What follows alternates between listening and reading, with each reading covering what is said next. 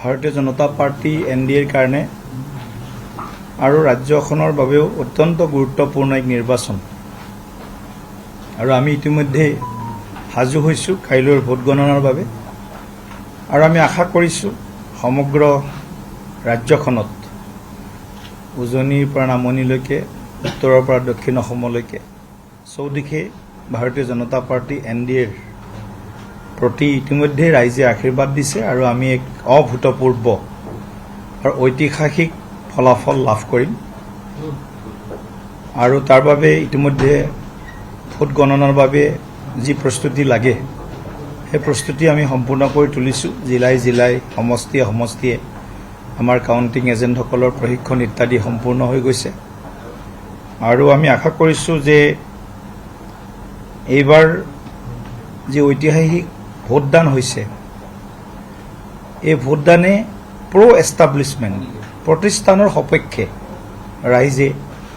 ৰায়দান কৰিছে বুলি বিভিন্ন উৎসৰ পৰা আমি যি খবৰ পাইছোঁ সেই খবৰসমূহে আমাক নিশ্চয়তা প্ৰদান কৰিছে আৰু অসমত ভাৰতীয় জনতা পাৰ্টিয়ে মই কিছু পৰিসংখ্যা আপোনালোকৰ আগত দাঙি ধৰিব বিচাৰিছোঁ যে যোৱাবাৰ 2021 আৰু 24ৰ পৰিসংখ্যা 21ত ভাৰতীয় জনতা পাৰ্টিয়ে অকলে 33.6% ভোট লাভ কৰিছিল 60টা বিধানসভা সমষ্টিত আমি জয়লাভ কৰিছিলোঁ আৰু NDA হিচাপে 45% ভোট আমি লাভ কৰিছিলোঁ তাৰ বিপৰীতে আমি যদি 24ৰ লোকসভা নিৰ্বাচন চাওঁ 24ৰ লোকসভা নিৰ্বাচনত ভাৰতীয় জনতা পাৰ্টিয়ে অকলে 37.9 অৰ্থাৎ 38% ভোট লাভ কৰিছিলোঁ 9টা লোকসভা সমষ্টিত ভাৰতীয় জনতা পাৰ্টি জয়লাভ কৰিছিল আৰু NDA হিচাপে আমি 11টা লোকসভা সমষ্টি জয়লাভ কৰিছিলোঁ আৰু 40.4% ভাৰতীয় জনতা পাৰ্টিয়ে ভোট লাভ কৰিছিল 2024 চনৰ যি লোকসভা নিৰ্বাচন সেই নিৰ্বাচনত আমি দেখিছিলোঁ যে ভোটাৰ টাৰ্ণআউট 81.9% আছিলে প্ৰায় 82% ভোটদান হৈছিলে আৰু 21 চনৰ যি বিধানসভা নিৰ্বাচন আছিল এই বিধানসভা নিৰ্বাচনত